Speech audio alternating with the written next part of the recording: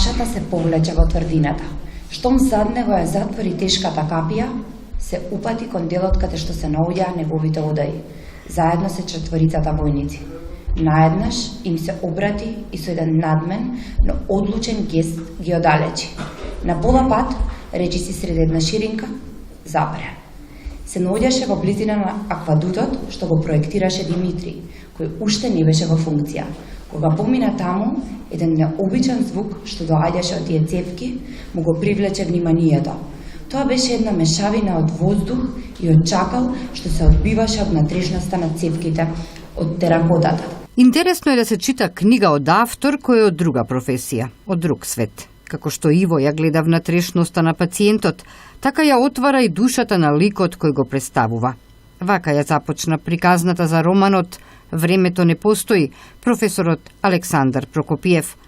Приказна која минува низ многу генерации, во која се отсликуваат животите на предците на Бошковски и на уште многу други семејства од земјава. Читајќи го овој роман, ние можеме исто така да направиме една диагноза на човечката душа низ времето и низ разни временски периоди. А тие периоди се толку богати и различни, како што е различно и времето на македонската историја и на човекот кој низ таа историја живеел. Во оваа книга се менуваат империите.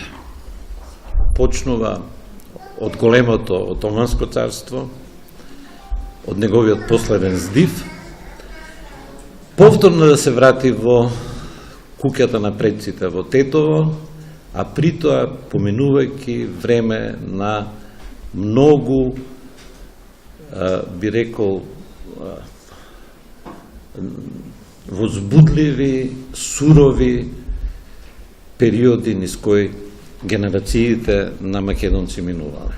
Во целата таа приказна постои една верба, една човечка верба во тоа дека односите меѓу луѓето можат да бидат искрени, долготрајни и на некој најубав начин потикнувачки за едниот и за другиот што се во тие односи. На моите дедовци и баби, на моите родители и брат ми, на моите најмили, на Македонија, ќе напише авторот Иво Бошковски на првата страница од својот роман.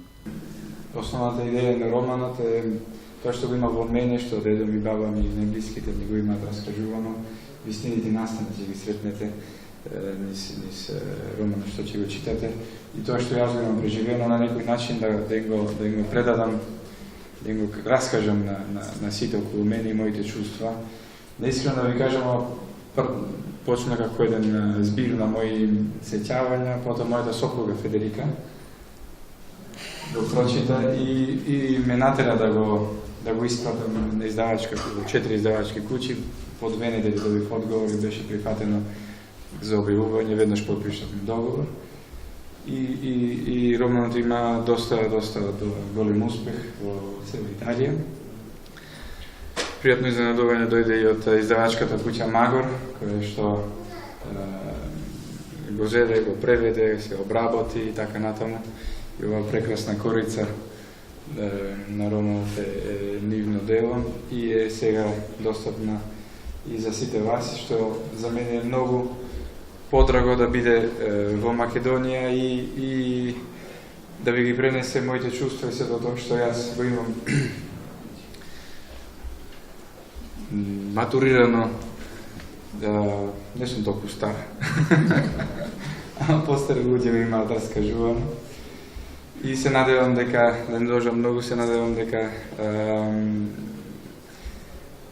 ќе ви биде пријатно да читате за нешто што зборува за, како што кажавте, добар однос помеѓу луѓето, фамилија и се до тоа што следи и за една љубовна приказна и за драматичните моменти кои што има поминат од нашиот народ.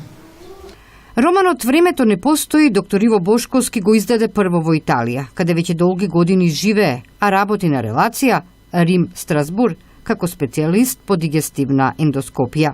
Но, како што и самиот вели, Многу поубаво, сите тие случувања звучат во автентичната средина на македонски јазик. Во присуство на бројни љубители на пишаниот збор, пријатели на семејството Бошковски и на издавачката куќа Магор, романот "Времето не постои" на Иво Бошковски беше промовиран во Скопје. Внатре во кутијата најдов еден лист хартија со набиен густ ракопис и разубавен со едно цветче набрано од поле. Кој знае дали уште постои, дали е таму. Јас тоа нема да го дознам. Ама ти можеш. Ако го најдеш, сочувај го. Тоа е споменот од твојот прадедо Пано. Замоли го брат ми да ти раскаже за нашето детство. Така, ќе можеш да ги споредиш моите раскажувања со неговите. Сигурен сум дека моите ќе бидат поубави. Никола, јас те сакам многу и добро ти мислам и се гордеам со тебе. Одгоре ќе те водам низ животот по правиот пат.